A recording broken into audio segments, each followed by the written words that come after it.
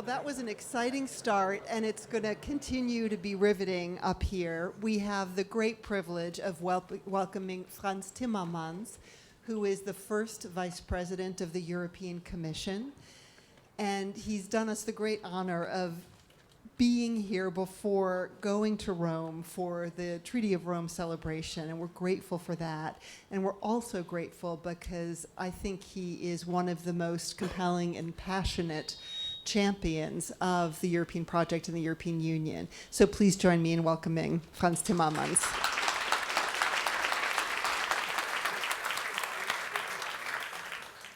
He will be joined in conversation by Katja Adler, who is the Europe editor for the BBC.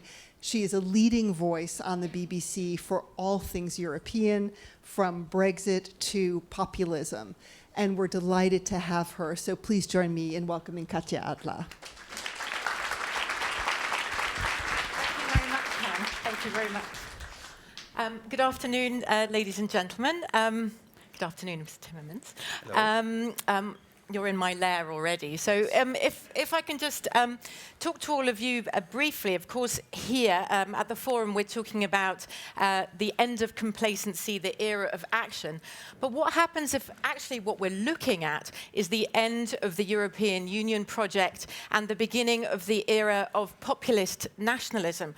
Inside Europe, we look to the United States and we see President Trump. We look to Russia, we see President Putin. We look to Turkey, we see President Erdogan. Different men with different politics, but they do have that populist nationalist rhetoric, and we have that homegrown as well. Wilders, Le Pen, Petri in Germany. It's plentiful. And of course, something else that we know is that populist nationalist groups don't need to be in government to influence national dialogue. So off we go now to sit together. Mr. Timmermans, as you've already heard, Frans Timmermans, first Vice President of the European Commission, so certainly well placed to talk about Europe, but also somebody who dominates many European languages and understands European cultures. But when you're looking now at populist nationalism in Europe, and of course, again, we're not just talking about those parties, are we, but their rhetoric that's borrowed also by the mainstream to try and attract voters. You've compared that to taking to alcohol. How do you see that? Well, it gives you buzz. It gives you a good feeling, but then you take too much of it, and the next day you've got a terrible headache. And it didn't take away the pain you had before you took it, you know. Because I believe those people who opt for parties that believe in nationalism do that because they seek protection. They seek the feeling that we can still be in control of our destinies. And because nationalism taps into even unconscious collective memories, it to some becomes an attractive proposition, because the alternative, internationalism, apparently didn't lead to very much, or not to what people expected. I think, sometimes, such as comparing it to alcoholism or something, there can be this tendency to talk about populist nationalism. It's a bad thing when you travel around Europe, and when I talk to people who support parties, certain parties, they'll say, to us it's hope. To us it's light, because we feel let down by the mainstream. We feel ignored by the mainstream. And when we look at democracy, which is promoted, of course, in the European Union, I've met many people in many countries who say, do you know what, I've gone out to vote for the first time in years because I feel I found a party that represents and is listening to me. That is populism, of course. Yes, and it's even more than that. I can give you an example. Years ago, when Wilders first became popular in the Netherlands, they went to a place in the province of Brabant where he had the highest percentage of vote, a place called Rukven. And they asked a lady there, did you vote for Wilders? And she answered, she was a bit reluctant to say yes. So at the time, people were still defensive. Not anymore, but they were still defensive when challenged on that. And she said, yes, I know it's not true what he says, but he's absolutely right. Which sounds funny, but it's profound, because facts and truth are less important than you understanding what people feel. Yeah. And that, I think, is a core element. In We've populism, seen a lot of emotion in elections, yes, whether in and- the United and States, I mean, in the look UK, at the United Brexit. States. Lying is no lot. Well, politicians have always lied through the ages, but then never owned up to it. Now they lie and they're proud of it. They don't even mind, because the facts don't matter. The emotion matters, and that, I think, is something you will see in any populist discourse anywhere. So do you think that in the the European Union is going towards its 60th birthday? You've got lavish celebrations in Rome. I'm not jealous at all. But while you're celebrating with a champagne glass in hand, outside the gates of the party, things are not well. They are not well. Exactly. High youth unemployment, divisions within the Eurozone. Like, you don't have to look outside the European. Inside, there are so many splits. Yes, and we have to be very careful because most nationalists, they're driving, they've created nostalgia as sort of opium of the people. And when we celebrate 60 years of treaties, we have to be careful from our side that we don't become nostalgic as well, because nostalgia will not get us anywhere. And that's, if you celebrate something that you think is good, you need to do it because it might help you make plans for the future or fix things that are broken today. But I fear this nostalgic wave that we see in Europe because people recreate a past that never was. So what can you promise then? Well, I would say, we now live in what I would call a post-ideological society. Ideologies don't matter that much anymore, but not an unidealistic society. Especially a younger generation is very, very idealistic on very concrete issues. And we need to mobilize that idealism in our societies around concrete steps that we need to take. How do we attack the issue of social injustice, of inequality? How do we make sure that within societies we don't have a cultural counter-revolution that wants women to go back into the kitchen? How do we make sure that we have a plan to reap the benefits of the fourth industrial revolution, rather than to say robots will take away your jobs and there will be nothing for you to do anymore? Because so that's what we need to be doing right now. But you need to be doing it. Are you going to do it? Because when you do look back, and you will look back on the 60th birthday, of course you do. We all look back on our birthdays.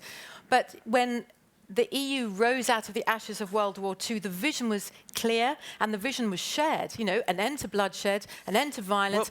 But now, where is the shared vision? Well, the interesting thing is, if you look back in history, the vision was shared by a very small elite who did not even want to tell their population. Do you think you could have gone in the late 1940s, early 1950s to the Dutch public or to the French public and say, we're now going to share our destiny with the Germans?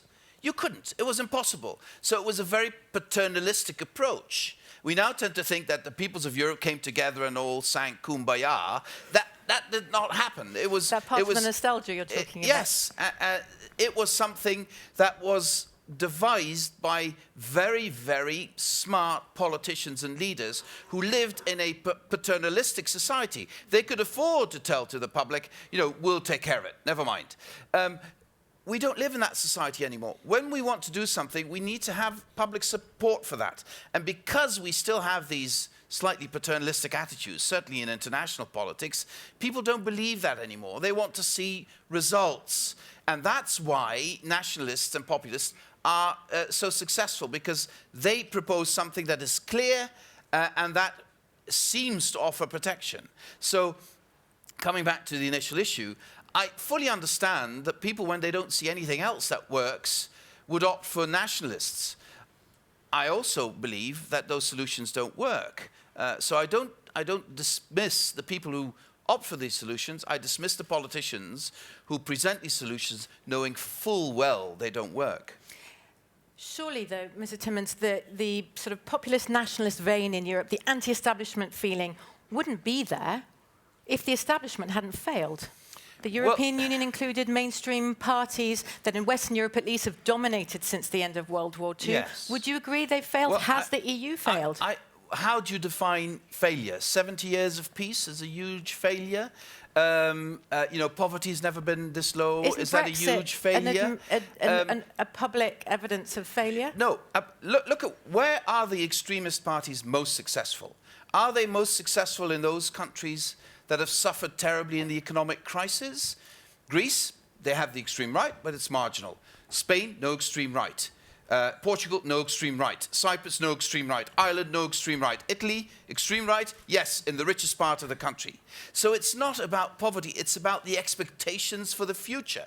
If people believe they have everything to lose and nothing to gain, they become very conservative and protectionist. And nationalism goes with that. So what we lack is a vision for the future that would rekindle this idea that my kids can have a life as good as mine or even better.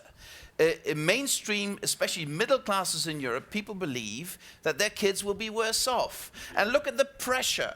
The pressure on people between the age of, let's say, 40 or 35 and 55, the pressure used to be a lot less. You would have households with children, you get children early in your 20s, and then they'll be grown up by the time your parents need you. Now, the pressure is all on this group. Children are still there, parents are becoming needy, all have 2 jobs, difficulty, tying the knot together, difficulty paying for your rent or anything else. The pressure on the middle classes in Europe is so big, and if then the idea is we're not going to get out of this better than we are today, then of course you become very protectionist of what you have. And in our societies, we need to have the liberty, the freedom to share what we have, because otherwise society can't work. So you built up the picture there of the middle classes.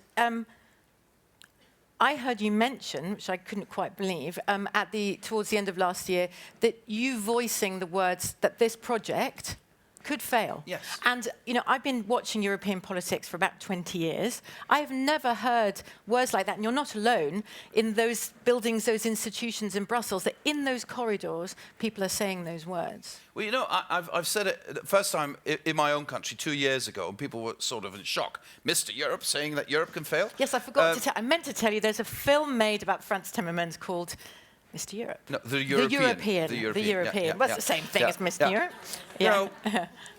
George Clooney made the American, I made the European. The European, yeah. The issue is, I think misquoting Hannah Arendt a bit, when this fails, it's not because of the fanaticism of the few who want it to be broken. When it fails, it's because of the complacency of the majority who don't see that it could fail. So if I say this project can fail, for me that is a rallying cry towards the silent majority of Europeans who believe in this project. They might not believe in Brussels and the institutions and everything we do, but they believe in this common destiny of 500 million Europeans. And if I can convince the young generation, guys, get up, do something, otherwise this might fail, I'm sure this project will survive.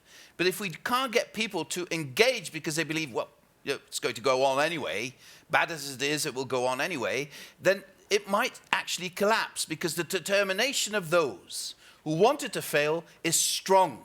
Then the determination of those who don't want it to fail should be equally strong. I would very much like to come back to that point in just a second, but I did want to ask you, I mentioned at the start Russia and the United States. To what extent do you feel that the European project is threatened by President Trump and President Putin's, one for geopolitical reasons, one for protectionist reasons? Both men could profit from a weakened Europe. Well, first of all, I believe that whenever we're threatened as Europeans, we come together. That's the experience of the last 60 years as well. Secondly, I haven't given up on the United States yet. It's sooner or later reality will bite also in Washington, and they will understand that it wasn't so silly for generations of American politicians to believe that European unity was an essential American interest. So I think that realization will come back sooner or later. I want to be an optimist on that.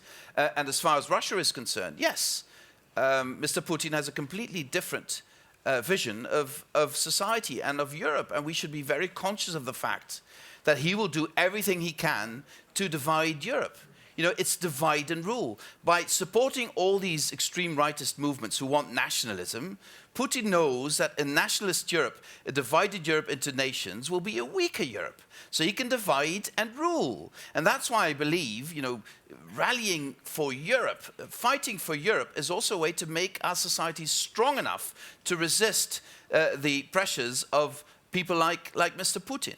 The deal he has, a social contract he has with his population is, I will give you peace and quiet and stability, and you don't moan about all your freedoms being taken away. That is a Faustian deal that I will never want to see on the European continent. So I would love to discuss that more, but we're under time pressure. So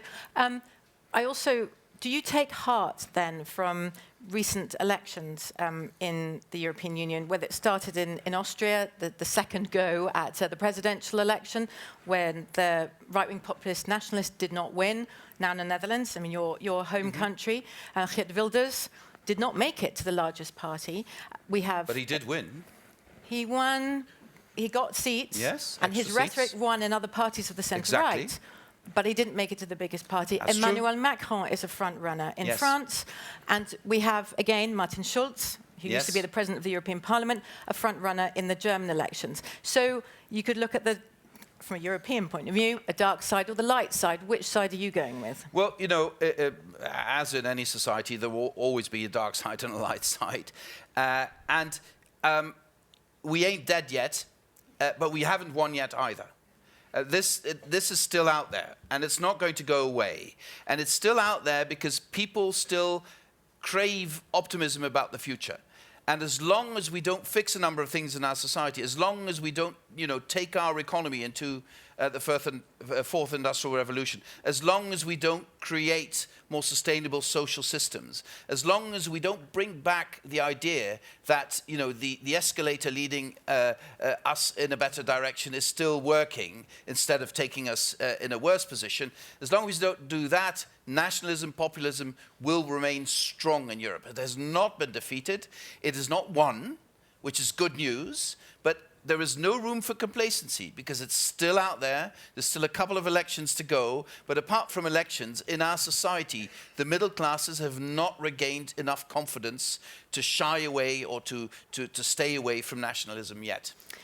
Madame Le Pen in France, of course, we're looking now towards the French elections, is doing extremely well in the polls. She has managed to bring her party to the point in France where many are not embarrassed to say they vote for the Front National anymore, which, as you mentioned with Geert Wilders, wasn't the case in the past. It's a big if she makes it to be the French president, is that the end of the European Union? She wants out of the euro. She's certainly not keen on the EU either. Well, you know, one of the things with the populists is you never know. With President Trump, you know, people said, well, the journalists take him literally but not seriously. His supporters don't take him literally but take him seriously. And then at the end of the day, at least in the first few weeks, we thought we needed to take him seriously and literally. But now things seem to be changing a bit in the United States. You know, we never know with Mrs. Le Pen whether, you know, she said she would take France out of Europe. If she does that, then that's the end of the European Union. But it's a big if she would really do that. I don't know. First she said she would do that. Now she has another rhetoric. First she said she would take France out of the euro. Now she said, well, we might organize a referendum on this. Where is she on this? I think she's trying to, because she's very good at sort of feeling the pulse of the nation. And I think she's felt very clearly that French people don't want to leave the European Union. French people don't want to leave the euro because they are very much aware of the risks they run. But at the same time, she is absolutely correct in analysing that the French people are very dissatisfied with the European Union today, as they are dissatisfied with their own nation today. Okay. So there's somewhere in between, I think, we will end up if she gets elected, but I don't think she will. So before we move on, just to take some questions from the floor, could I ask you, what, apart from promises, the EU can give to the people of Europe who may be Eurosceptic but not intending to leave, if they hear something that they can believe in, if they really hear some concrete truths. Because there's plenty of speeches saying we have to change, and for 20 years I've heard the message from Brussels saying we must get closer to the people, but it doesn't look too close at the moment. So what exactly can you promise the 500 million, or minus the UK, 2 years? Let's stop to overpromise and underdeliver. That would be a good start. Let's not make too many promises. Secondly, let's engage national leaders and point them to their responsibility. You know, like in the UK, if you've been talking badly and about the European Union for 20 years, and then you ask your people, yeah, it's bad, oh, it's so bad, but please say yes. Don't be surprised that people won't say yes. So, you know, national leaders will have to take a bigger chunk of the responsibility to defend this project. Thirdly, I believe we do need a narrative that goes beyond simple statistics and facts. You know, if you do politics just with your head and forget your heart, you end up in the underbelly. That's a Dutch experience. So we need to combine head and heart in defending Europe. Defending Europe is also about an idea, about ideals, about values we share. And I think there is a huge constituency out there in Europe for people who want to also talk about these values.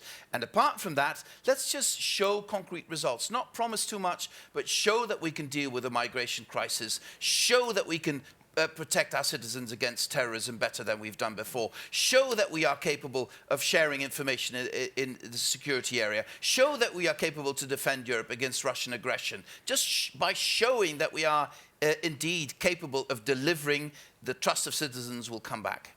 Migration, Russia, the euro, I could just keep going and to ask some questions, but I'm going to hand over. Is there a microphone that can pass around?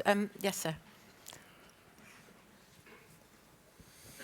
Thank you. Hello, my name is Andrei Sannikov. I'm from European Belarus Foundation.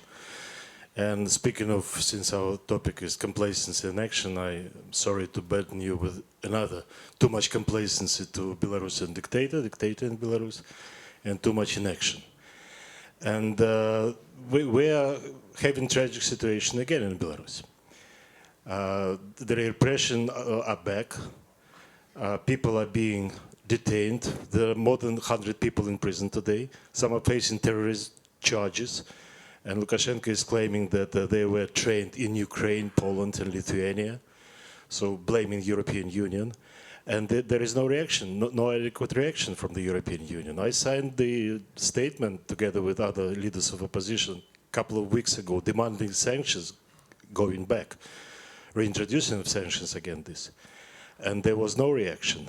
You see, there is a real life-threatening situation today. And you know who is organizing and executing it? The same people who were against whom the sanctions were lifted a year ago. The same people, they were rewarded. They were authorized, their impunity was authorized by the European Union. So can we hear some adequate reaction? Because we are talking about part of the Eastern European, Eastern Partnership country. We are talking about the country that could be used as a springboard for further Russian assault on Europe. And we don't hear anything from the European Union. It is not about geopolitics now. It's about saving people's lives. So we need reintroduction of sanctions immediately. And you don't have this mechanism. We need some statements. Thank you.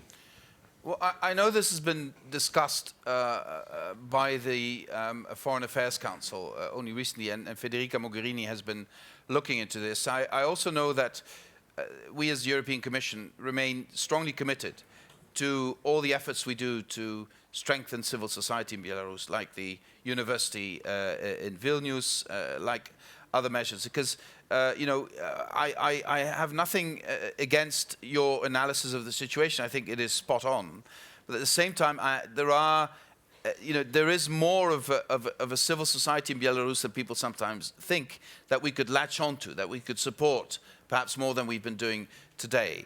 But your fundamental point, I think, if I understand you correctly, is that Belarus is not enough on our radar screen, and I accept that point. I accept that point, which has everything to do with all the other things that are asking, internal things and external things that are asking our attention. But I think your point is extremely valid, and we should make it more strongly that there is a relationship between our focus on the threat from Russia and our need to focus on Belarus and the developments in Belarus. You will see, we see the yearly Zapad exercise with all sorts of effects on the internal situation in Belarus, but also for the behavior of Russia.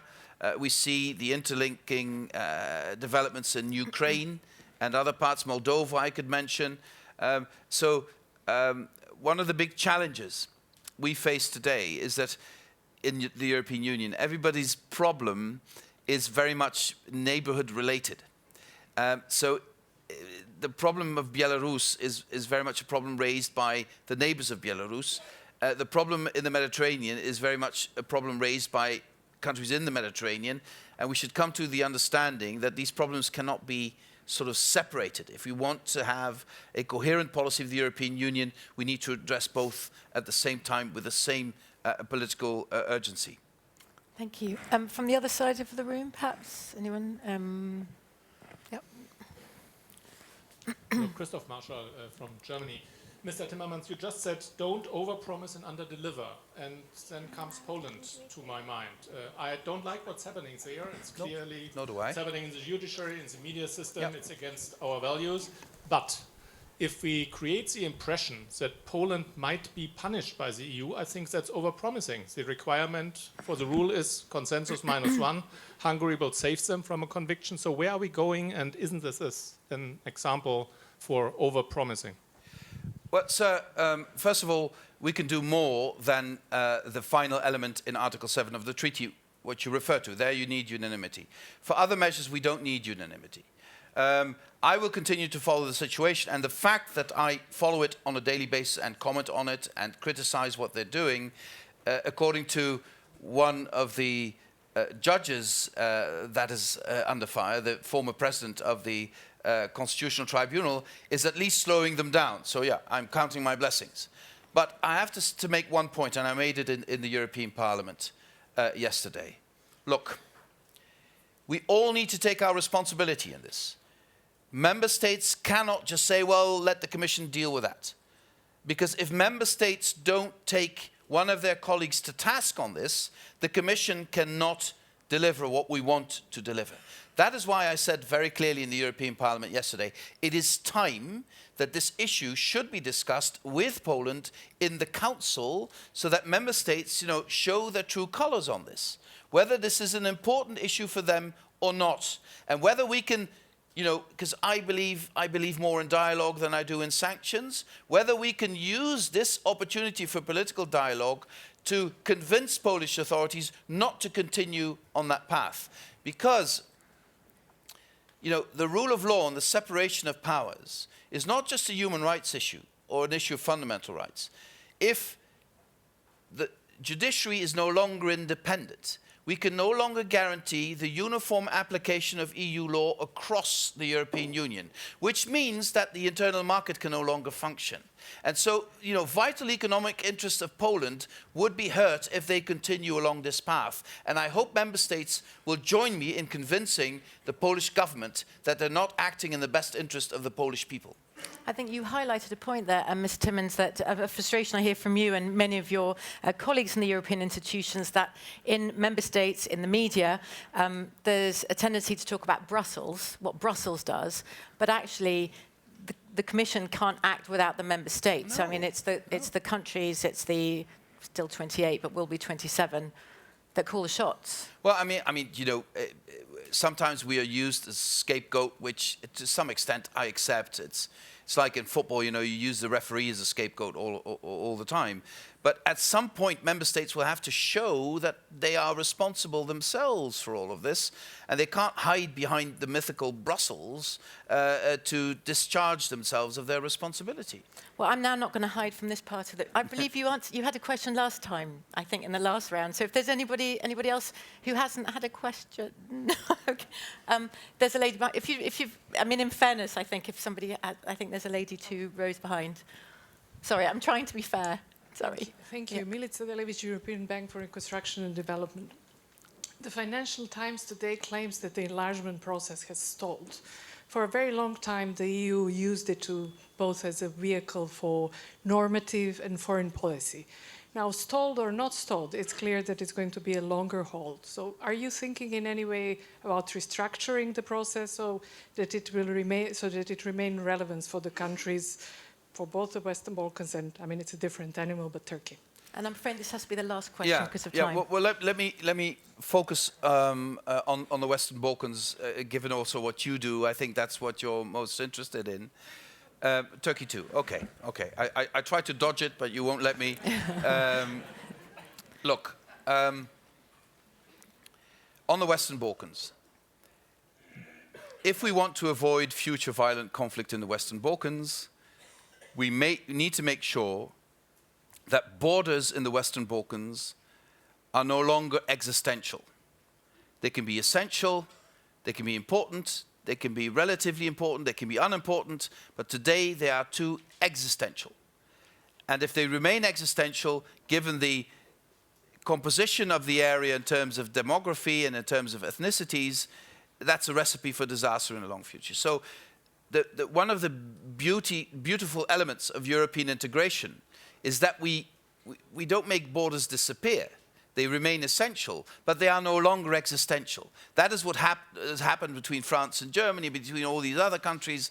That's happened after the fall of the Berlin Wall. That's what we need to do in the Western Balkans. And I will always be passionate about continuing the process of integrating the Western Balkan states into the European Union. It will not happen during the mandate of this Commission. Jean-Claude Juncker was very clear about that, but it will happen sometime in the future. Now, Turkey is, of course, of a completely different scale, and you know, between now and the 16th of April, it's going to be very difficult to have a conversation that is not dominated by rhetoric. And as a friend of Turkey, I also was personally really hurt by allegations of being a Nazi. You know, if you know something of Dutch history, just don't go there. You know, that would be my remark. But if you see, over the last 20 years, whatever, you know, we have a lot of criticism about the political situation now, the human rights situation, the freedom of the media, very, very concerned about all of that. But if you see what the prospect of EU integration has done to bring millions and millions of Turks into the middle classes, we never talk about that, but it's close to a miracle what has happened in that society. And now, I'm not sort of justifying the other things in political terms. It's certainly not today, because the situation is dire. But that is something that, you know, millions and millions of Turks have experienced in their own life in the last 10 to 15 years. And that would not have happened, is my true belief, if there had not been a process of bringing Turkey and the European Union closer together. Now, will this lead to Turkish EU membership? That is entirely up to Turkey. That is entirely up to Turkey, because the requirements for that membership are crystal clear.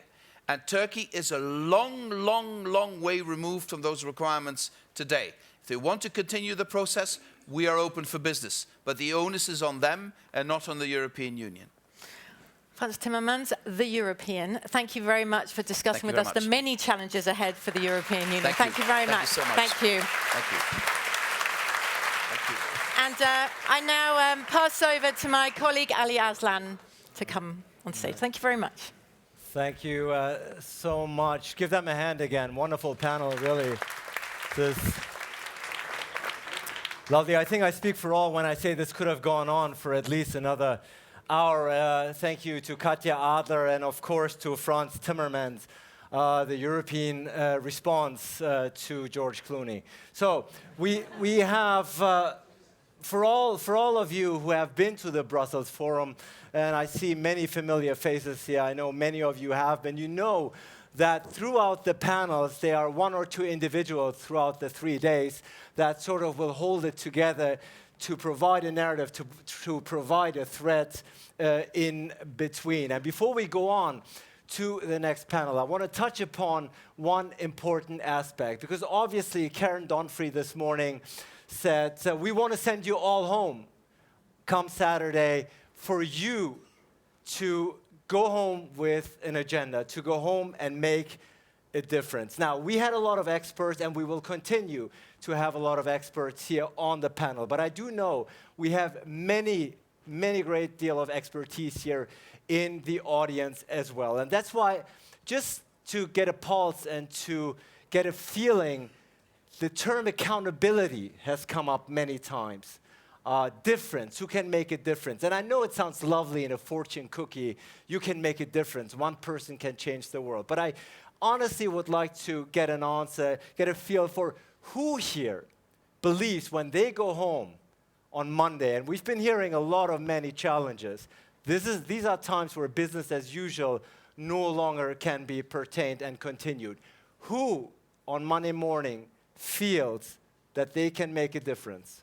That they actually make or can make a difference to the challenges that we are talking about and will be talking about throughout the next 3 days. Let me see a show of hands. Who can make a difference here, honestly, in your heart? Young lady, let me ask you, what's your name? Paulette Jordan. Okay, what is it that you do? I am a House representative from the U.S. Tell us, how are you going to make a difference come Monday? Inspire others. But that's something that we can, as I said, these are lovely words, and I think everybody can agree. But Right. truly, you have a president right now in the White House who might Correct. disagree with you. Yes. So right now, truly what the GMF wants to take away here and for you to go back home is to make a difference, right? And this is why you're invited. This is why you are holding all these important positions that you're holding. So come Monday, what are you going to do? Go back, do my job. I'm currently in session. I will continue to represent my populace and simply continue to build on the strategy that I've been doing. As a young individual, I believe that's why the people have elected me, because they see there's a new vision. While it's not applicable, it's not applied in the White House, I think there's a changing demographic that has yet to rise, and we're slowly building up our young constituency that you see here, which represents a new populace that will be voting soon. What's your voting district? Your district, your voting district, which state are you representing? Idaho. Idaho. Okay, thank you. Who else raised their hand when I said, come Monday? Come Monday. There you go. Forceful young woman. Go ahead, please. Forceful but not young. However, I'm Susan Dangarai, CEO of the American Chamber of Commerce to the EU. I'd like to think that I'm already playing a role. I'll continue to play the role on Monday. I think it follows the comments that have been made about changing the narrative. So we've already been saying that very loudly on a personal level as well, changing the mindset of how we work as an organization, changing the personal mindset of how we work. So to your point is changing the narrative and telling stories. So it's maybe too simple for this. We've got to get out of the bubble. I'm repeating this over and over again. We're in a bubble here. Get out of the bubble, out of the Brussels bubble, out of the DC bubble, out of the member state capital bubbles, out of the politics bubble, and tell stories. Use different ways, simple words, educate, pictures, and present it differently. We're already doing that, and I will continue to do that. Thank you. Keep telling those stories. And before I give the segue to another big challenge that we're having, namely the Brexit, obviously, surprise me with an answer where I go like, really? That's what you're going to do on Monday? Who's going to surprise me? Let's see. Let's look around. The difference that we keep talking about. This is what the Brussels Forum sets out to do every year. We meet here in March, all these highly distinguished individuals, and we say, yes, we're going to do them. Come Monday, I'm going to take this inspiration with me, and in the capacity of what I do in my work, this is where the change lies. I am going to, there's a couch on West Clinton Street in Ithaca, New York, that's been on a porch for 3 months. I just got an email about it just now. I'm going to make sure on Monday that it's removed. Right? That's the start? Now, why does That's that... the start. Give well, him a so why hand. does that matter? Well, I'll tell you why that matters. That matters because if people lose faith that government can solve their problems, then they will lose faith in their government completely.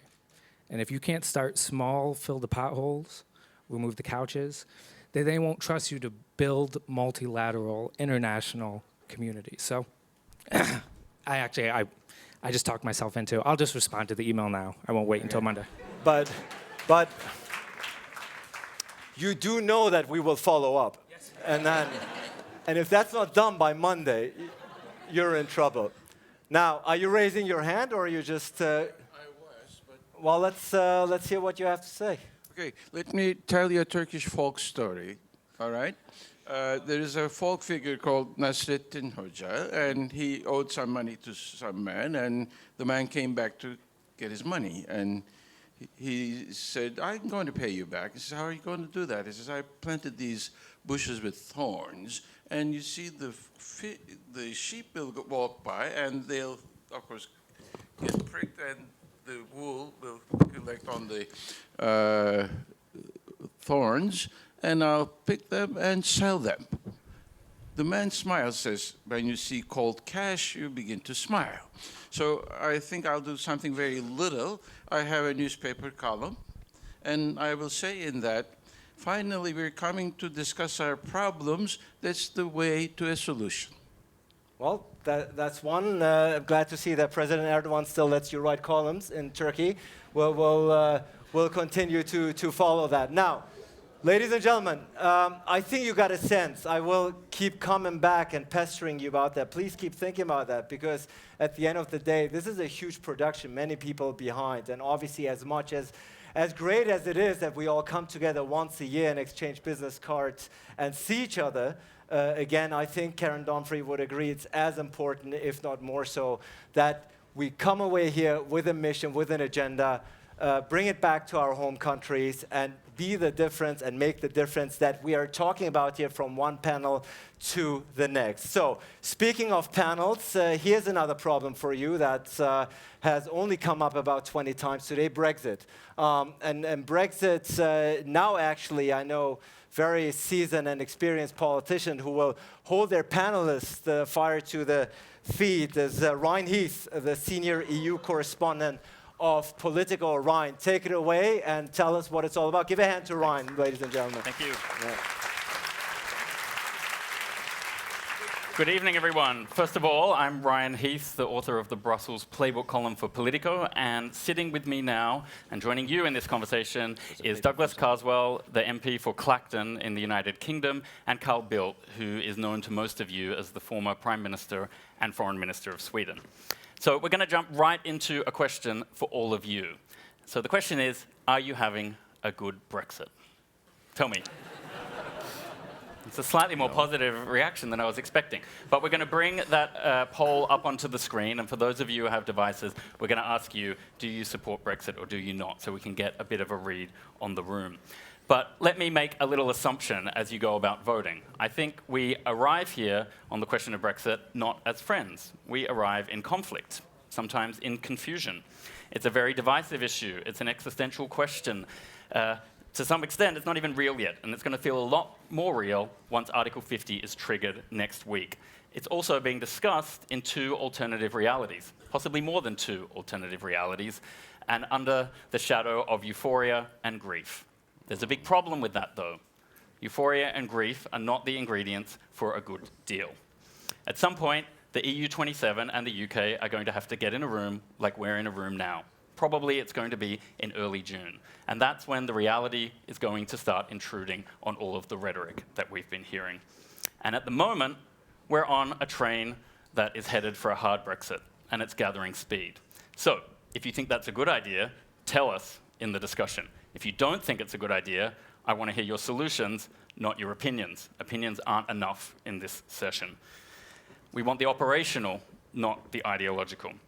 So now we're going to go to some of the opening bids from our guests here. Douglas, you define yourself as a rebel. Tell us, what does a rebel do to really make Brexit work now that it's here? Well, thank you very much for that introduction. Brexit is very often bracketed with the election of Donald Trump or the rise of Geert Wilders.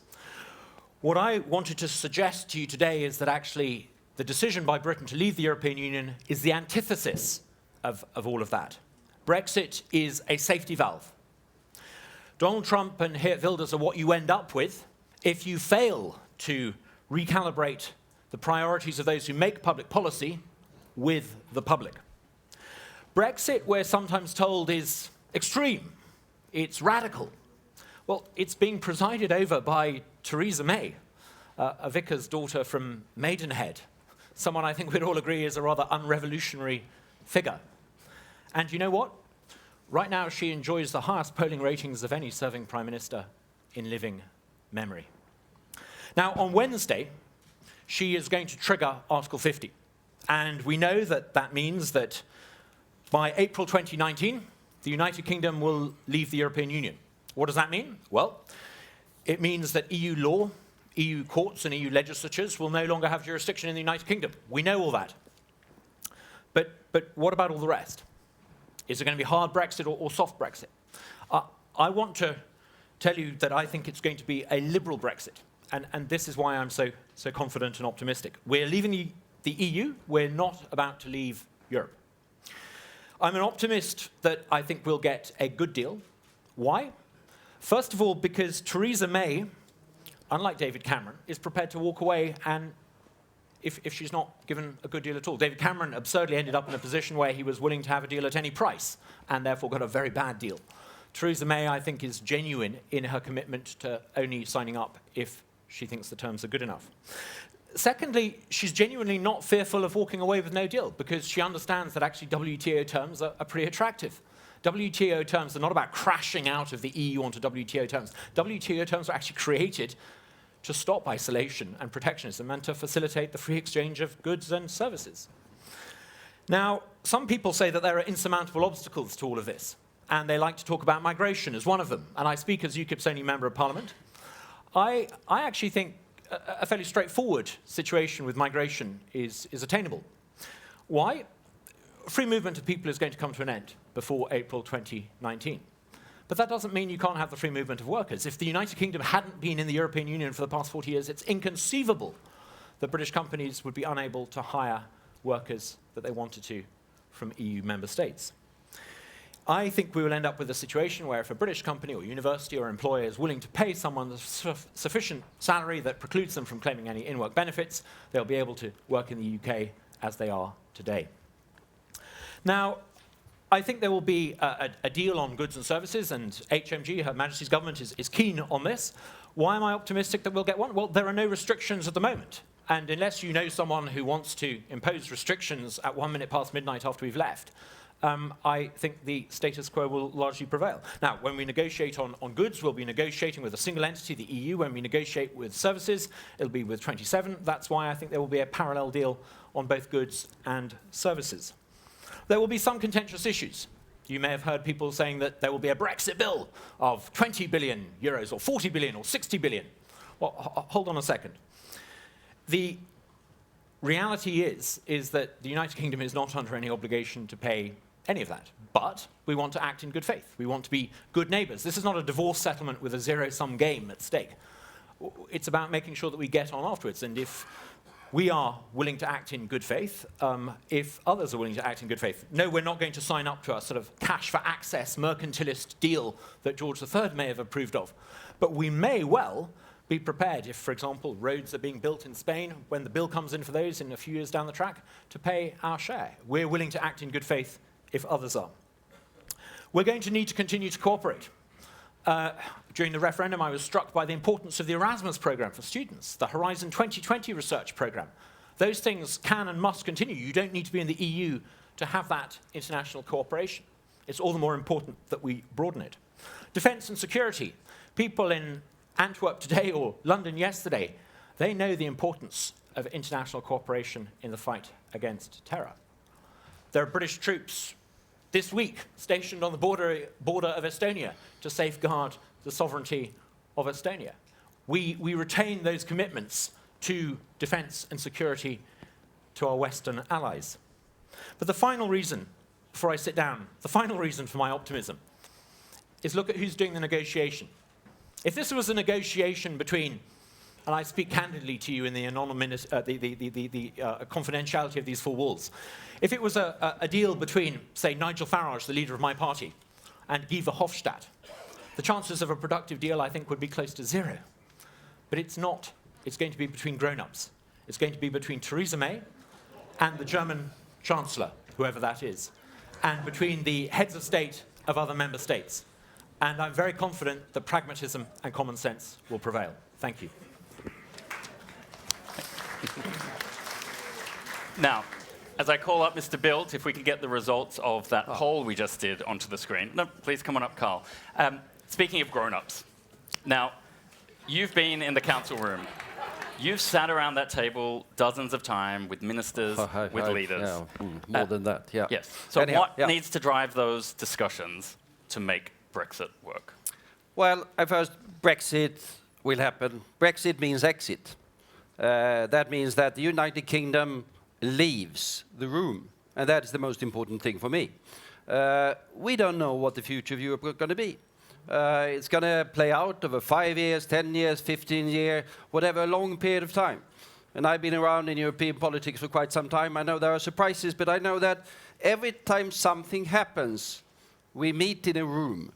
Sometimes the boring room of Justus Lipsus is not the place that you go for fun. It goes for the necessity of small nations coming together and confronting the challenges that are there. And as long as I've been there, which has been a couple of years, we have benefited from the wisdom and the experience of the United Kingdom. I say that in true appreciation of the contribution that the UK has done to all of the discussions that we've had over the years. And I much regret that the UK will leave the room. Its voice will no longer be there. Its wisdom will no longer be there. But the room will be there. Discussions will be there.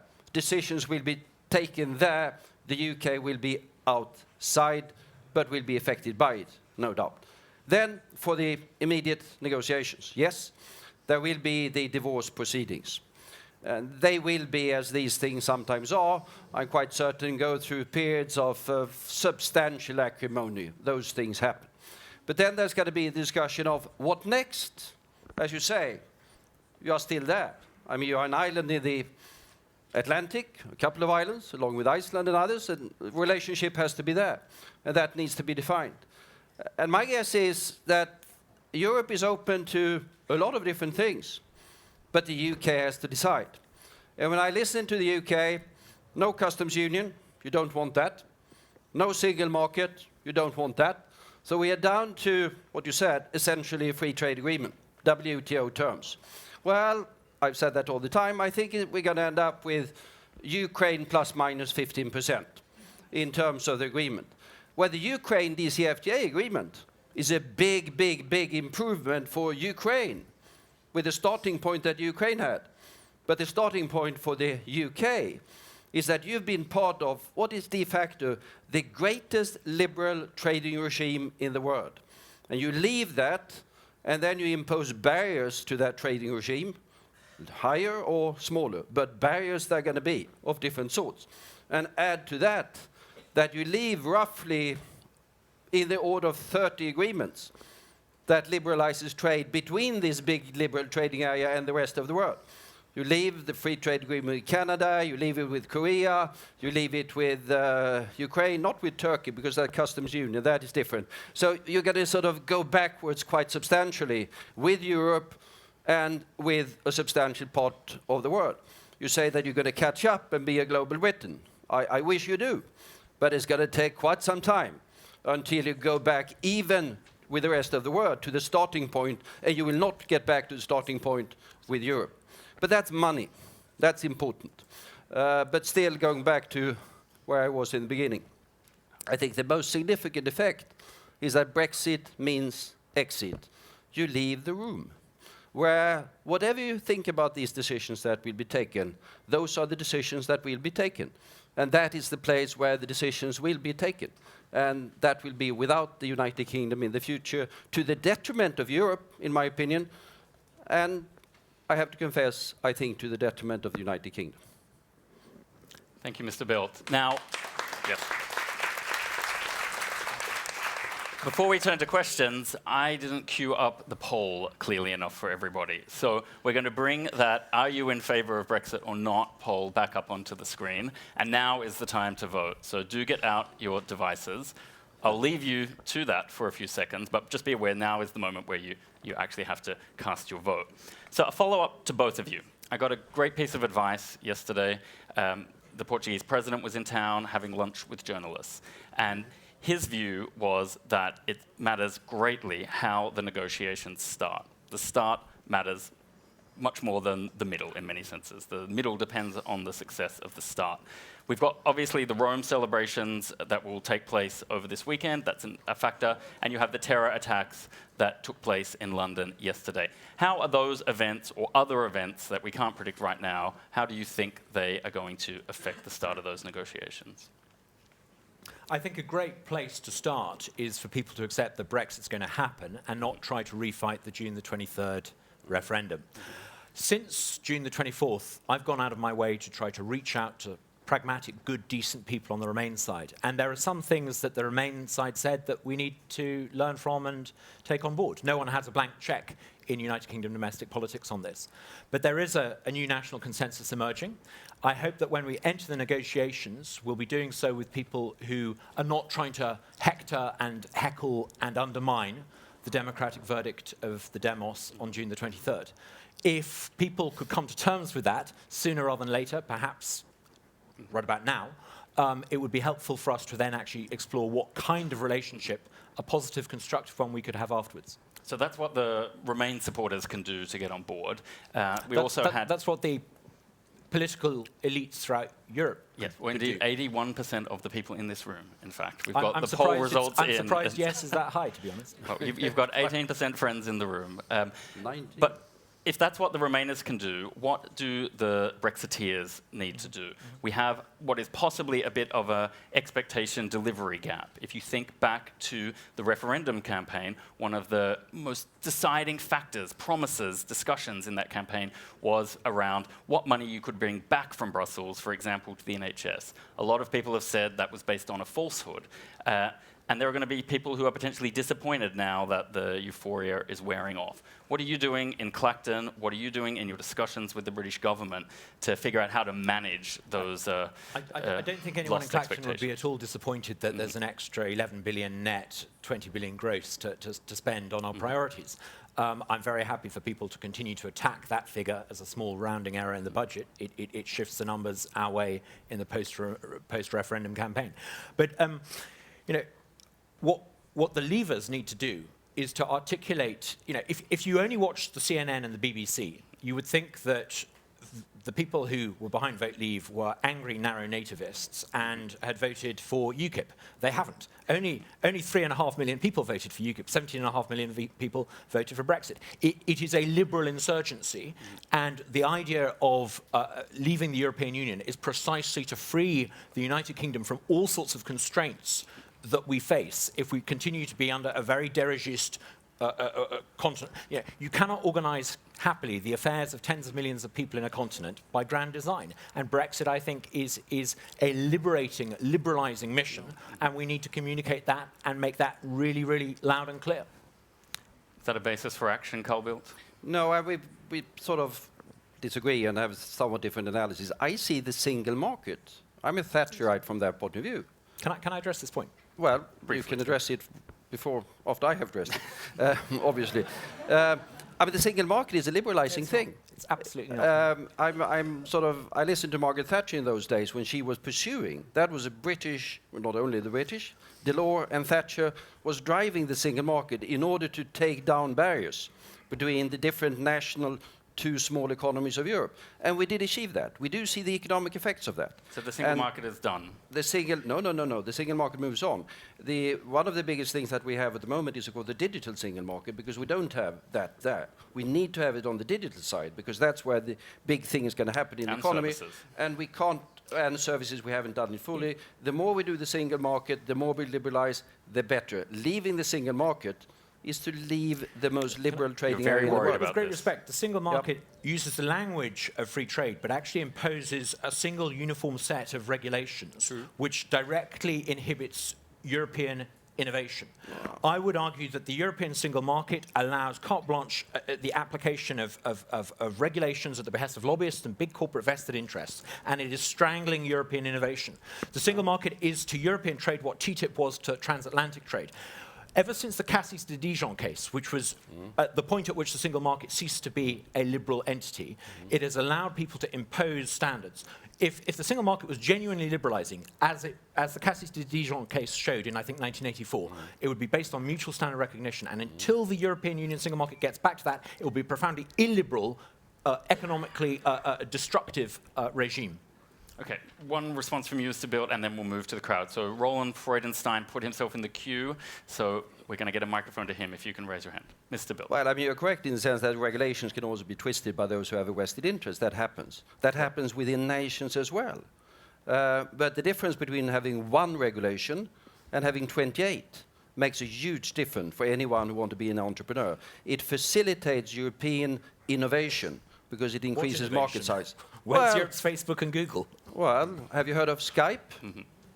Okay. Skype? What's that? It's very interesting. It's Scandinavian. Yeah. It's European. Are any of these views going to help Brexit to work? Are we going to make a successful Brexit out of this discussion, or are we going to move towards some actions? Because that's what we're here for. We need to think now about what actions are going that we can support in this room or that we can encourage leaders to undertake in the room to deliver a successful Brexit that works for both sides. Well, it's got to be, I mean, as we said, it's got to be first the divorce negotiations. That's got to be about money.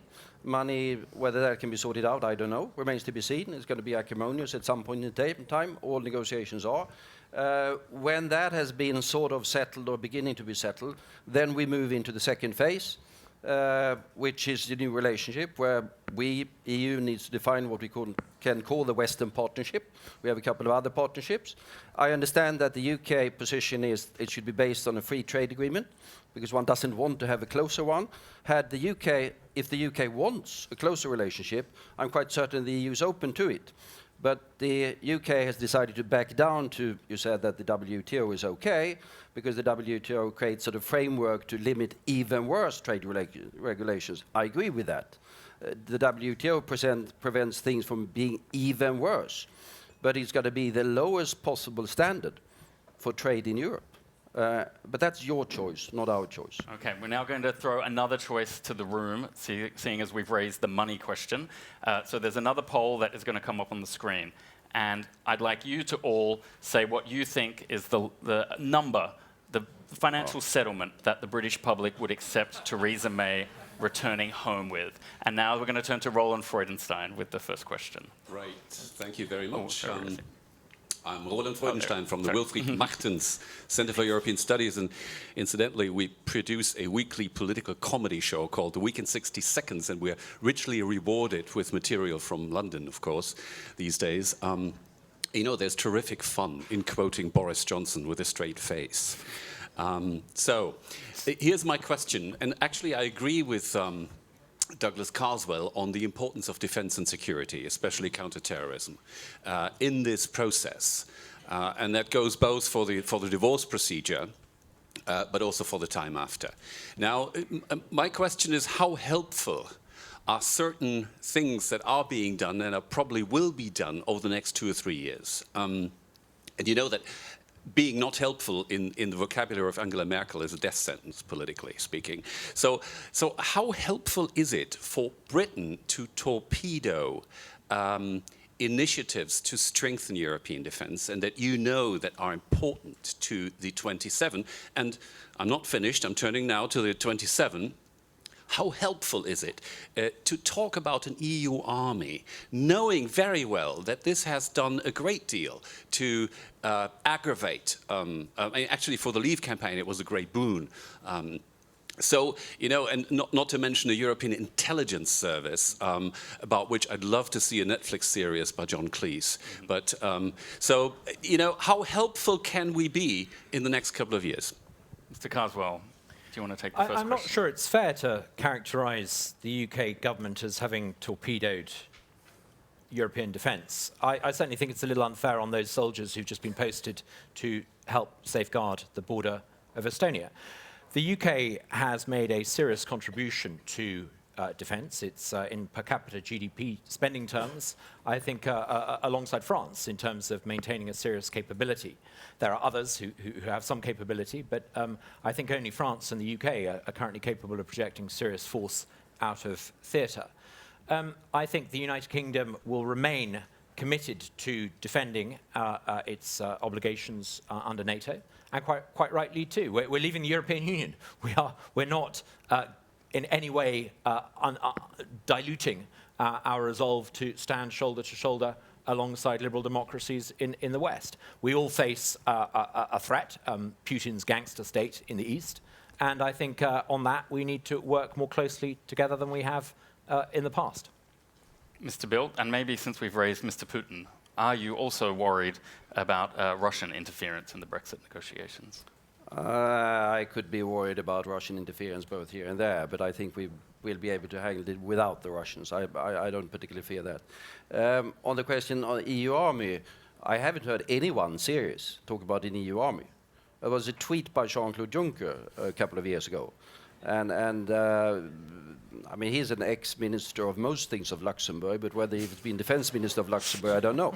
And I haven't heard anyone either talking about sort of an intelligence agency, anyone serious, because these things are essentially intelligence and security. I agree with you. I mean, we have a lot of things to do there. That is done in other circles. EU is good for a lot of different things and does a lot of things, but there are things that are done outside the EU framework in different formats, and intelligence is to overriding done in other formats that I don't think will be affected by this, to be quite honest.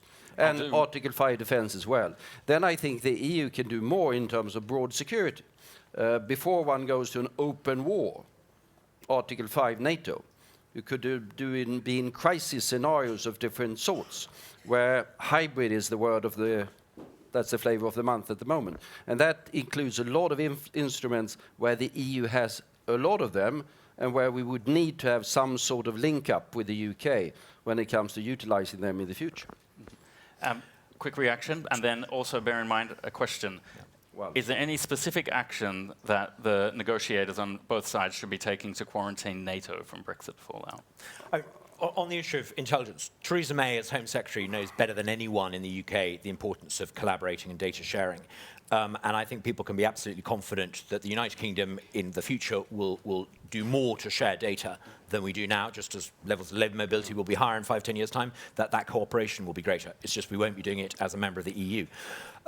Sorry, I forgot your question. The quarantining of NATO. Can both sides take specific steps to make sure that the NATO alliance and also the EU-NATO relationship is not damaged? Well, speaking totally personally, I'm a backbench member of Parliament for Clacton, not a representative of the government, but my big fear about NATO is actually the politics on the other side of the Atlantic. I always thought that the word of the President of the United States was the ultimate guarantor of NATO, and I look at my tweet and I'm not quite sure what the word of the President of the United States constitutes anymore. And that I do worry about, but I think the United Kingdom's commitment to the defence of the West and to NATO is absolute. No one serious in British politics, with the exception of maybe Jeremy Corbyn, and he's not really serious in British politics, no one in British politics is in any doubt in their commitment to NATO. There's absolute cross-party consensus on that. Any reactions, Carl? No, I agree with that. Just add on the security side that one should notice that there will be some problems on justice and home affairs. Notice Denmark. Denmark is a member of the European Union, but as a result of the 1973 and Edinburgh Agreement, they are outside of this, outside of justice and home affairs, and they have gone through a very difficult period now on the Europol and how to link up with the data sharing things. Exactly how that will be sorted out, I don't know, but it's been difficult, tricky for the Danes, and the same difficulties, I think, will be there for the UK. I hope we can find a solution, but it's not going to be easy. So if you could explain who you are and where you're coming from, and jump right in. I'm Alfredo Valadão. I'm a professor at the Paris School of International Affairs, Sciences Po in Paris. I just have a question, one small question. If Scotland votes to remain in the European Union, first, what should the British central government do, or can do something? And the second, for Mr. Bildt, will Scotland be automatically remain a member of the European Union or not? And then there's another question, which is Ireland. What you're going to do with the border between Ireland, and Northern Ireland and Ireland? I'll save everyone some time on the Scottish question. They're automatically out. That's a legal fact. Maybe that's not what Nicola Sturgeon wants to hear, but that's how it happens. Now over to our panelists. On the question of Ireland, there can be absolutely no return to the border. It would be insane. No one wants it. It's not going to happen. Arrangements and sensitivities exist in our relationship with Ireland that I'm confident are being taken into account. And I've spent quite a lot of time listening to people in the Irish Foreign Ministry, and they make some very good points, and they're being heard at the highest level. On the issue of Scotland, fundamentally, if people in Scotland want to be an independent country, it's entirely a matter for Scotland. They had a referendum on it, and last time I checked, most people wanted to remain in the United Kingdom. If there's a second referendum, it's not for me to call that. I personally suspect that actually the peak SNP is kind of about now. But it's ultimately, I'm a believer in small countries being independent. Small independent countries have quite a successful history. I don't have principled objections to Scotland doing what Scotland wants to do. On the border issue, it is a very important one because the Irish issue is the Irish issue, and that's a very sensitive one. We are on the day of the funeral of Martin McGuinness, and that illustrates both what what happened in the past, but also what reconciliation actually can achieve. But I saw the pictures of the posters that are up on the border now, with huge posters. We don't want a new border. We don't want a hard Brexit, because they fear borders going up between Northern Ireland and the Republic of Ireland. Can we have a solution? I don't know. I hope we can. Just to take one example, Sweden and Norway. Norway is not member of the European Union. They're part of the single market. So they are as close as we can get. We still have border formalities. Not that you have to show passports, but trucks passing and things like that have to be checked and have to have border formalities between Sweden and Norway. Most people are not aware of that, but that's a fact. And that's between a single market. They're still single market, but they're not fully part of it because they are not part of the customs union. So something will be difficult there. On Scotland and the risk of the breakup of the of Britain, which I hope will not happen. I'm not a break-upper of anything, by the way. That from the European Union to Britain, but I'm more worried for Britain than the European Union, as a matter of fact, long term. Were it to happen, I think it would be exceedingly complex, because I would envisage, I can't see anything else but an exit negotiation being an exit negotiation of the United Kingdom. So everything leaves. And then if that then dissolves, it will have to apply again and get in. Then they argue that since they have all of the regulations already, entry negotiations will be much smoother than they would have been otherwise, perhaps. But it's not going to be easy. It will be quite but difficult, we disagree. Mm-hmm. I'm in favor of all sorts of unions. Mm-hmm. Now, I'll do a quick reminder of the poll results that have been up there for a while now. We've got very varying results there, but clearly no one thinks that Theresa May can turn up in Britain and say, I paid 60 billion, congratulate me. So that's a very clear result that's coming out there. A quick reaction from you before we go over to this side of the room. Mr. Carswell, are you willing to support smart compromises, or do you think you have to dig in on some of these red lines that Theresa May and the Leave campaign were outlining? First of all, after Wednesday, Theresa May is going to have a huge amount of wiggle room. People will... she's approaching 50% in the opinion polls. You have to go back to 1987 before Black Wednesday or Black Monday, or whatever it was, at the height of Margaret Thatcher's popularity, to find a prime minister in office with those sorts of poll ratings. And I think, they're going to be stratospheric after Wednesday. Yeah. But she's had those poll ratings consistently in the last few months, but she went for hard Brexit. So, that wasn't using the wriggle room, was it? Doing what you say you're going to do, not overstating, not make highfalutin speeches, but just quietly getting on with it in that understated way. Maybe it's popular. Maybe. Mr. Bilk, quickly, and then we'll go over here.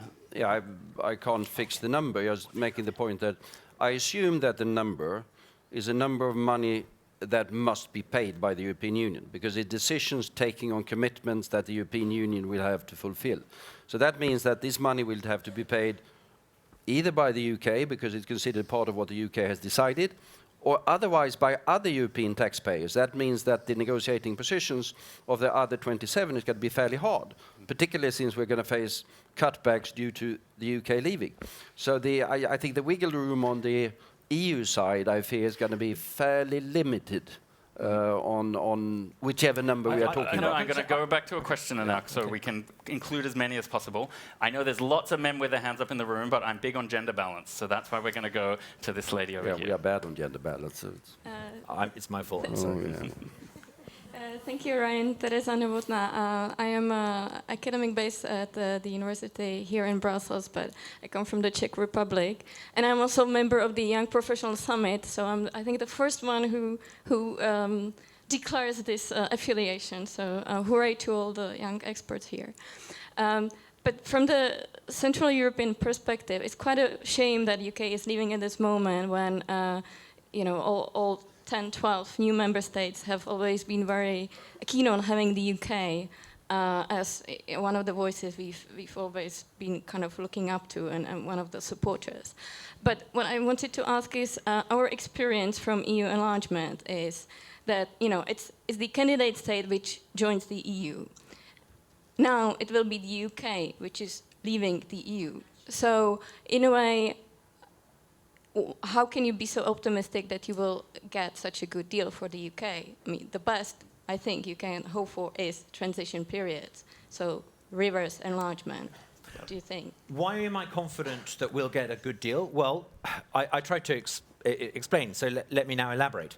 Trade doesn't happen because politicians like me want it to happen. Trade happens because it's in the interests of tens of millions of Europeans to buy and sell what people in other member states are producing. So you don't need to elaborate on that too much to see that actually it's in everyone's interests to allow people to buy and sell freely from one another. At the moment, the United Kingdom has every year a trade deficit with the rest of the EU of about 70 billion. I can't see anyone on the EU side imposing restraints and constrictions on cross-channel trade from which they're the principal beneficiaries. But even in a political environment where people are knowingly acting emotionally and not always in their rational interests. If Guy Verhofstadt and Nigel Farage, as I said, were doing this, if Guy Verhofstadt and some of the bureaucrats who see this as an affront to their bureaucratic empire were in charge, they wouldn't give us a good deal. But the key players will be the heads of the member states. Have you got the right faith in Michel Barnier to act as Mr. Carswell suggests? We should be in fantasy land. I mean, you can choose between different solutions. A customs union, we know what it is. Single market, we know what it is. Otherwise, it's a free trade area. We know what that is. I mean, you can wiggle somewhat with sort of tariffs and a couple of regulations. That's what I say. The DCFTA with Ukraine is a fabulous, good agreement with the starting point of Ukraine. But with the starting point of the UK, it is not a good agreement. So you can define it in different ways. Yeah, it's a good agreement. It's going to take quite some time. But when the starting point is that when you have a much more liberal trading regime to start with, end up with that is not particularly good. But by the standards of free trade agreements in the world, it's a good agreement. But not by the standards of what we have in Europe today. Mm-hmm. Now we're in a bit of the weeds of the negotiations. So let me ask you a bit of a timeline question. For anyone who's not familiar with the details, there is a 2-year window for both the leaving, the agreeing of how the UK leaves, and the ratification of that. It's a very fixed 2-year window unless all countries agree to extend it. So that doesn't leave a lot of time to do negotiating, and there's going to be some delay at the beginning as the EU gives its legal mandate to its chief negotiator and its working groups to go and begin that negotiation. At what point should we start to get worried if we're not seeing significant progress? When does that failure become critical in the 2-year window? From Wednesday, whatever happens in 24 months, beginning of April 2019, will be out. Whatever happens, we will cease to be a member of the European Union. Now, I think actually the timeline is even shorter than you alluded to, because no serious negotiation is going to begin until after the German election. That's the reality. And it will have to end probably by October 2018. But I think actually that there are fewer obstacles than people make out, and I think the bits will slot together in a very pragmatic and fairly straightforward So way. you won't be worried at any point. We could get to a week out and you won't be worried. Not in the least. Leaving with no deal is better than a bad deal. Mr. Bildt.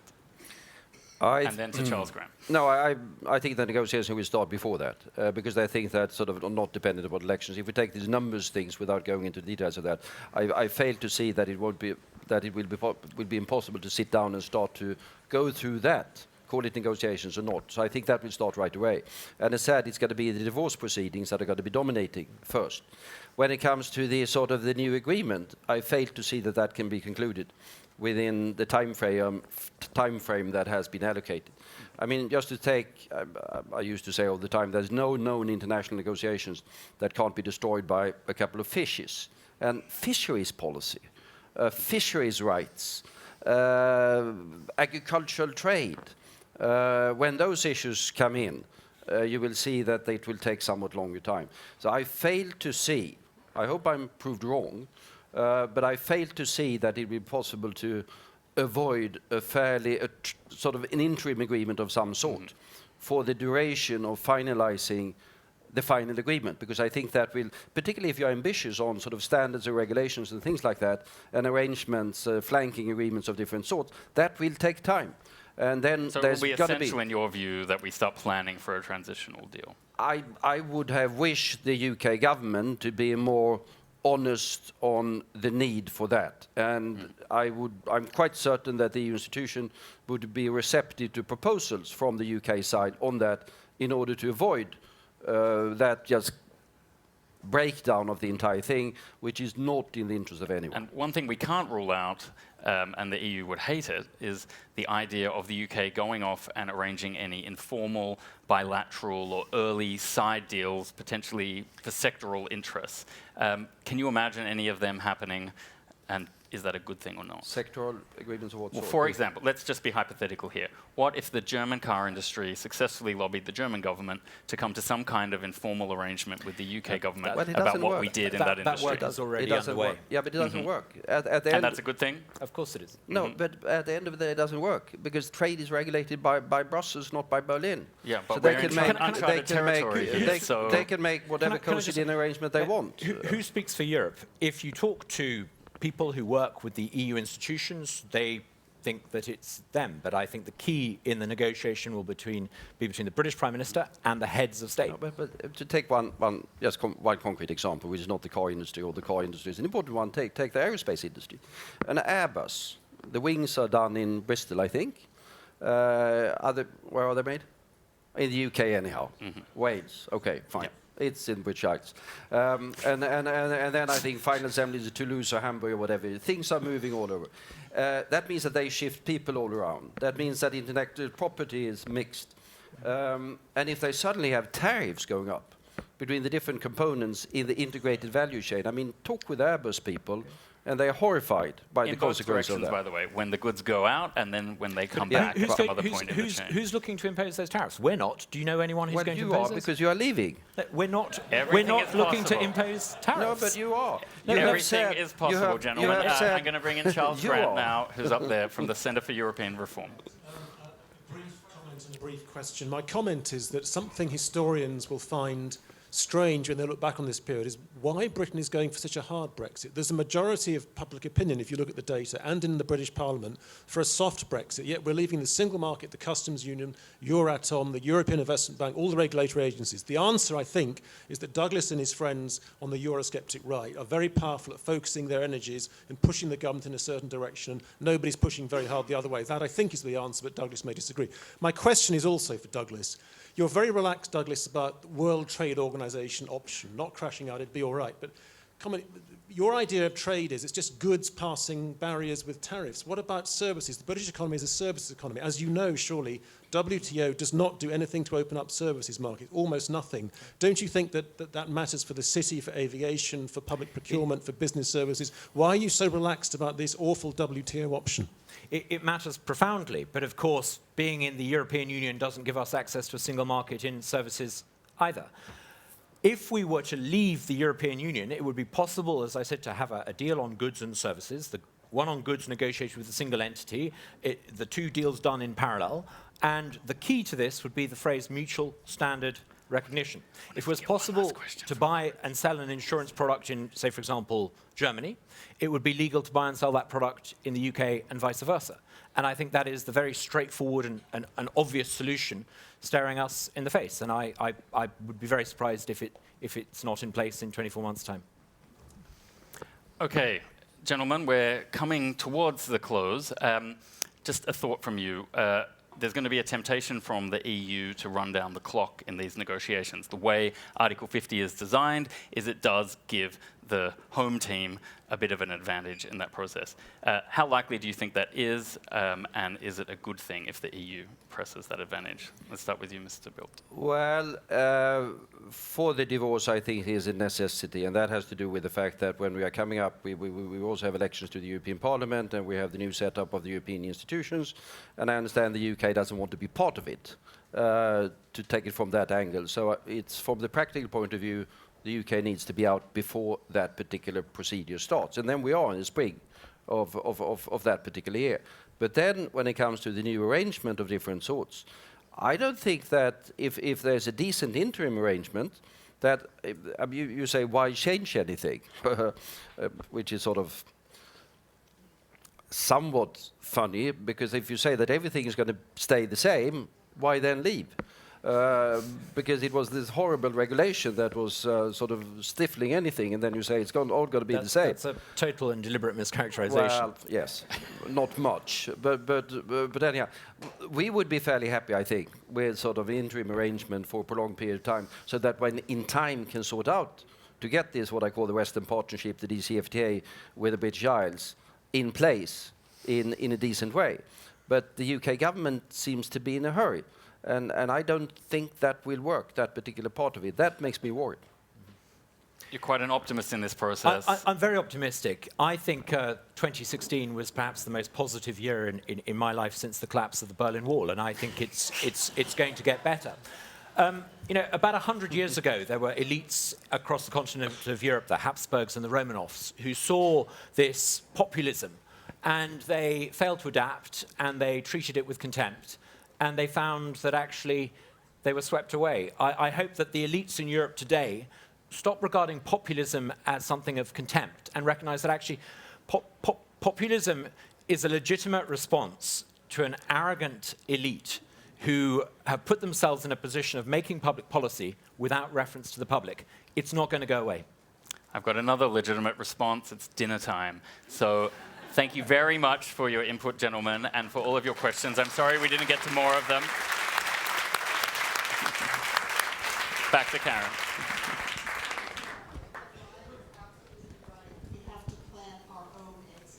And that is the exit to the beautiful Beaux-Arts. And I just want to say the Beaux-Arts is a member of the Cultural Diplomacy Platform, which is an essential part of how Europe engages with the world. And we've been partners with the Beaux-Arts to make sure that culture is a part of the transatlantic debate. And I want to let you all know that we've invited citizen journalists to engage with participants in their capacity as citizens and translate that discourse into action. So it's an artistic initiative that was supported by the Maltese presidency of the Council of the EU. And there is a beehive out in the lobby, and you're going to want to know what that is. So you should go and explore it. And what you can do there is you can listen to and create your own contribution to this innovative project. So I'm going to leave you with that interesting challenge. But what I want you to do right now is exit the ballroom and go to the front of the Steigenberger. and there will be lots of buses there, and we're going to transport everyone who's going on to the dinner over to the Beaux-Arts. And I just want to remind you, after dinner, because our other goal this weekend is to make sure you don't get any sleep, is come back and go to the Night Owls, because they're a real highlight of Brussels Forum. But I have to say, the riveting discussion between these two was also a huge highlight. So one final round of thanks.